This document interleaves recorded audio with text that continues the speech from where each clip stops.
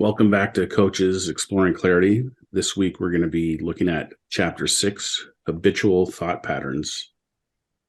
And it starts off with a quote from Leonard Orr, writer and philosopher. What the thinker thinks, the prover proves. This one was quite interesting because most of the examples in the chapter, I would go through reading them and go like, I do that. I do that. I do that. I do that one all the time. Yeah. Greg, it's like you're reading my mind. That's exactly that. And I need this up somewhere as a mantra. You know, I need to have it sort of, or so on some sort of little self-attached selfie thing hanging in front of my face. Because it looks to me like that is like everything. And that's going on all the time, all day, even at night when we're dreaming, sort of thing. Mm. And again, just to be able to see it and realize that whether the thinker's thinking it or the prover's proving it, none of it is true. Mm. Every time, or especially when you're not in that place where you want to be, you know, and something's going on. It's there every time. And how what the thinker thinks and the prover proves is indeed none other, or for me, I haven't found any exceptions to this, is just a habit or a habitual thing that comes up for no apparent reason. Yeah. Yeah. But what I felt when I started, that's the third time, maybe even more, that I've read this one now. And for me, I thought this is where the rubber hits the road. Mm. This is where it's all at. And when we start to see that habitual thinking and pay attention to it or not, it's like you say, Greg, it's yeah, that's me. I do that. Oops, I do that. And then even though you know it's going on, you're like, I still do that. I still do it. And there's some kind of, sometimes I'm a little bit amazed at myself. I'm like, but you know that. I mean, you know you're doing that. You know you do that. It's the, yeah, I know it, but it's still there. It's still happening. It's always going to happen. So What I took away from the chapter in that regard was that you don't have to try to not make it happen, like not do it. Like doing it is the most natural human thing. That's how our experience is created. Like it's not a matter of resisting it or fighting it or trying not to do it. It's just the capacity to recognize what it is when it's not serving you. That's kind of what I took away. Yeah. Here to that, Greg, which kind of makes sense when that kind of habit is like, let's say, accelerated or goes into some sort of exponential kind of thing, which would naturally lead to stress. And you can understand that as James starts, talking about his recovery from alcohol, how it's just got to stop. But at that time, we don't have anything else to look at other than, drugs or alcohol or antidepressants or whatever. That makes sense because it's like, it sort of points to me some way how like it's the inner wisdom like knows it's got to stop, but that's as far as it gets. Like, but now what? So the best thing it can do is resort to the medicine cupboard or the joint or the whatever, or the alcohol or the drink. And sort of rather human that we often don't take that information, if you like, that wisdom, that guidance, like it's just got to stop, just one step further. We get back into the habitual thinking.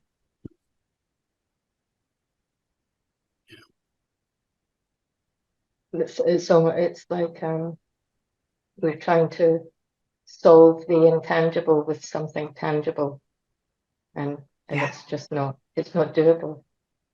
But we spiraled. Yeah.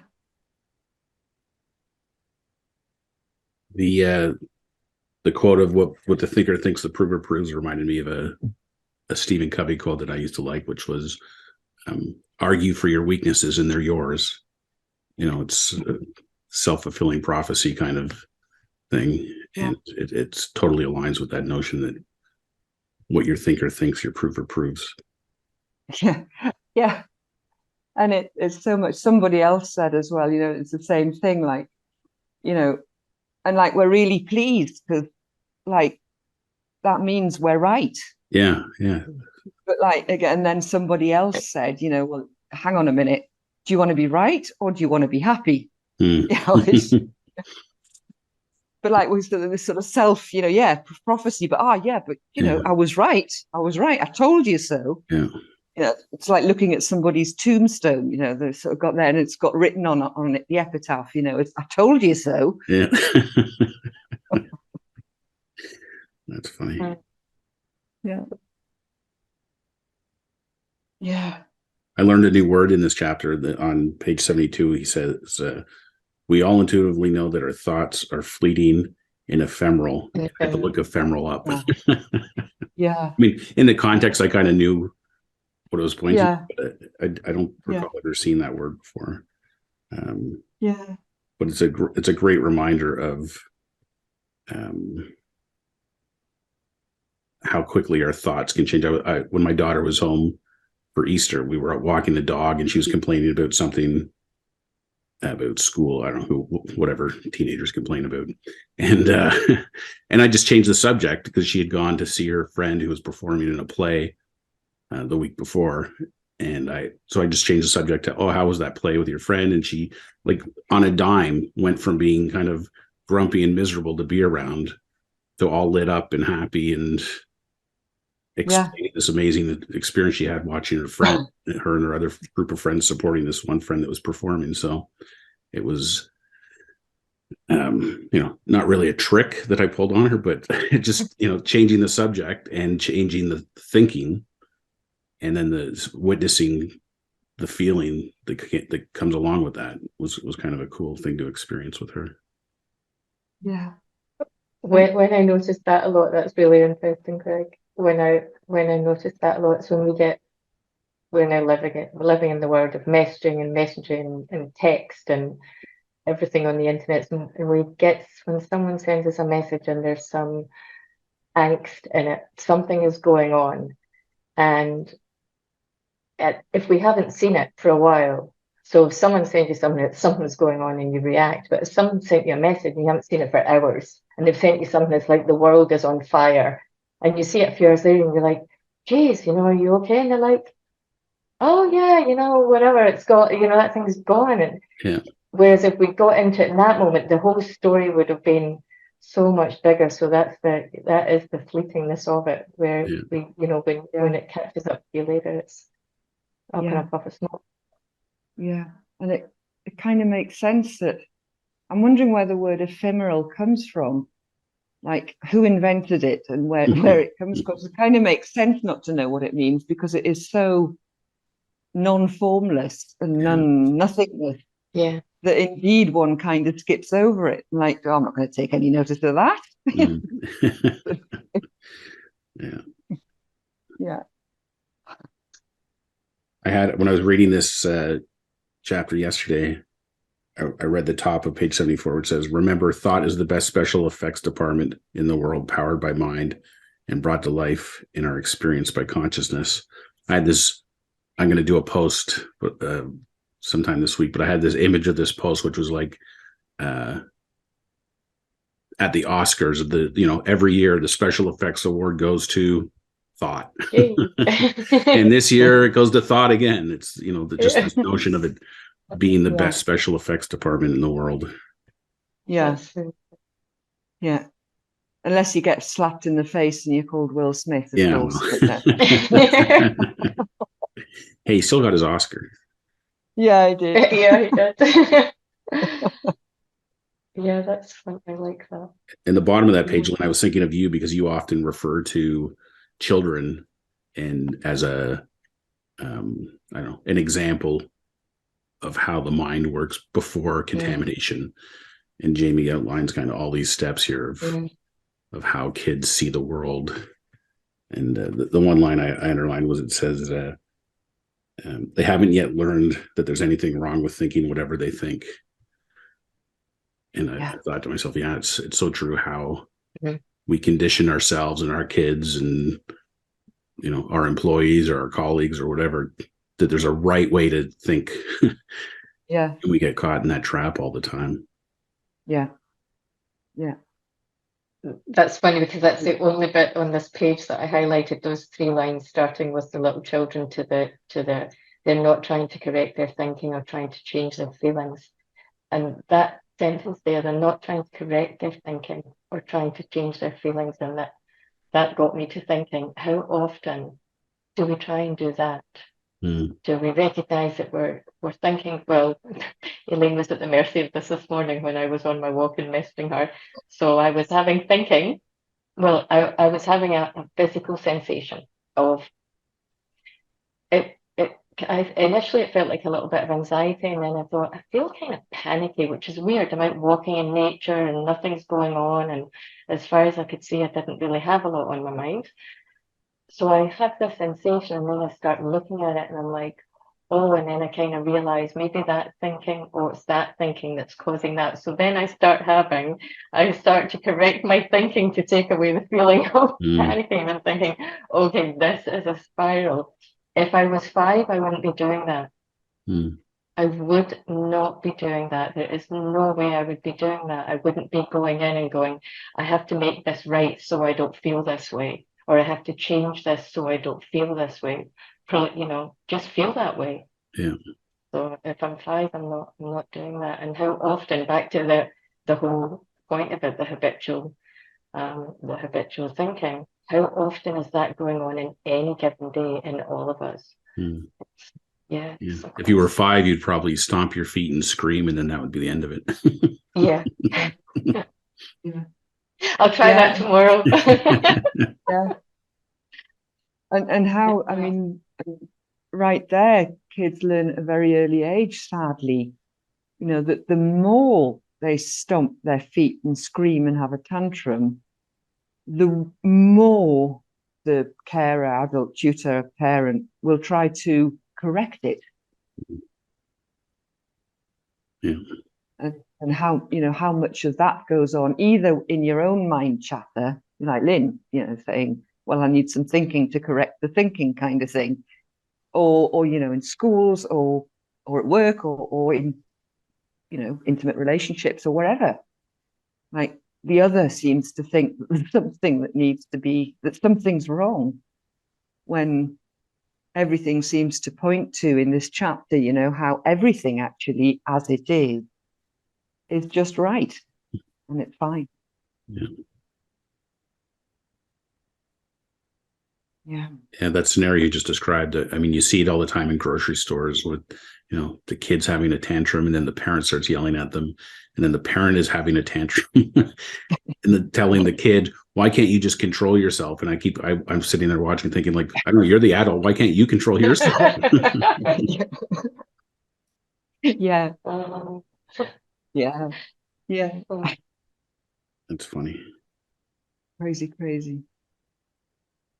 Yeah. I did highlight the Sid Banks quote on page 77. Sydney Banks often referred to the principle of thought as the missing link, saying, thought is the missing link that gives us the power to recognize the illusionary separation between the spiritual world and the world of form. And then Jamie goes on to quote some stuff out of his book Results. But I know that's one thing I find. I don't know for certain, but I suspect that one of the differences, and I know Jamie's mentioned it, from the first edition of Clarity to this edition, is he stepped into the spiritual side of things a lot further this go around, which I think is very powerful. Yeah. And not. I also underlined the Sid Banks quote. Now, I wasn't really quite sure why I was underlining it, but just now that you've said that, Greg, and the idea of illusionary separation, I kind of see, sometimes I think there's a kind of another further misunderstanding of what Sid Banks' basic message is that, kind of said simply, is this, that it could look like the only place to be is in that spiritual beautifulness. But I think there's a big misunderstanding out there in the world of spiritual teachers and such like, because it leaves you kind of thinking, well, if I sort of go off into the ranks of spirituality, then what will happen to me? And that is like a further separation. Whereas it's not so much a separation rather than I see it like as a uniting of all the parts of the one human being, and the uniting and joining all of that to every other human being and to nature, which was the point of what was it, chapter 5, and to everything else. So indeed, separation is actually a big thing, and it can get even more confusing when perhaps teachings are trying to make it all connect, but it kind of looks like, oh, so we've all got to be spiritual and meditate all day. Well, that's not the message. Yeah, I think that's a good distinction for sure. Yes. Yeah.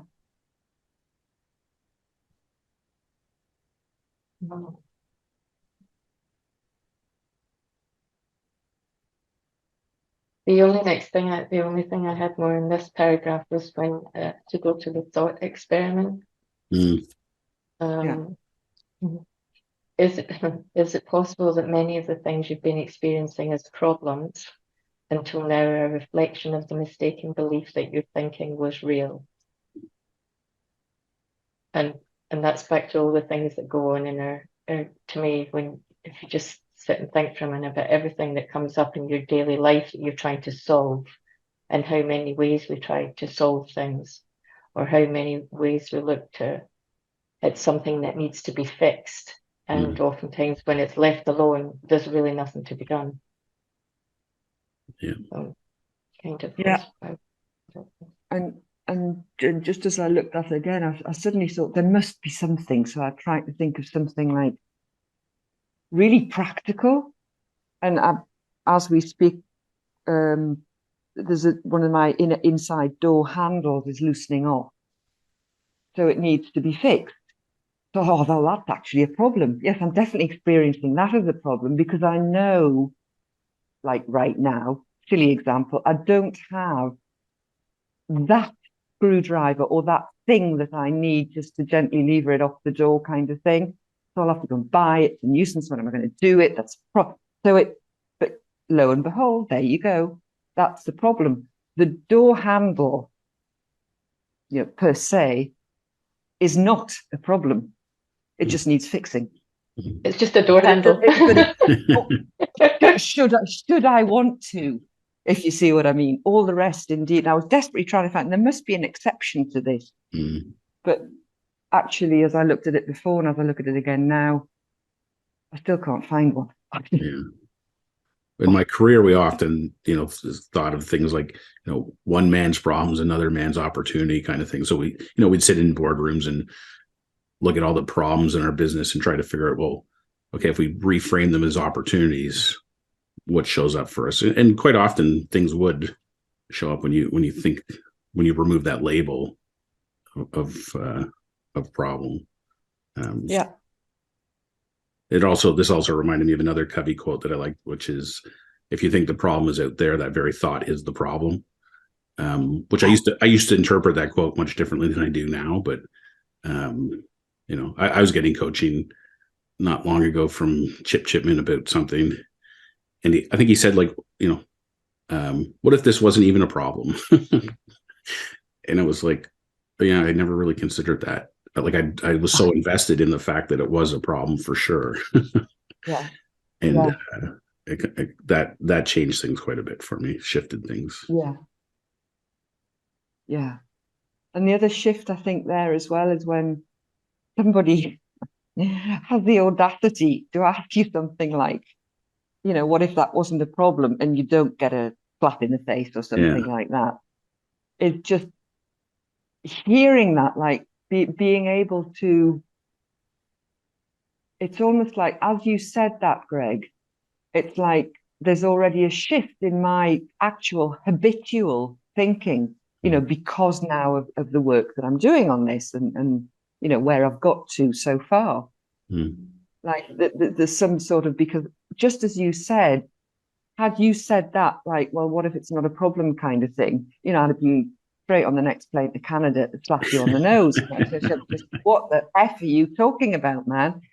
But just interestingly, how you said that, there must be something within me that I can see is already changing, that I could even entertain the question without punching on the nose, sort of thing. So that's kind of interesting to see. Yeah.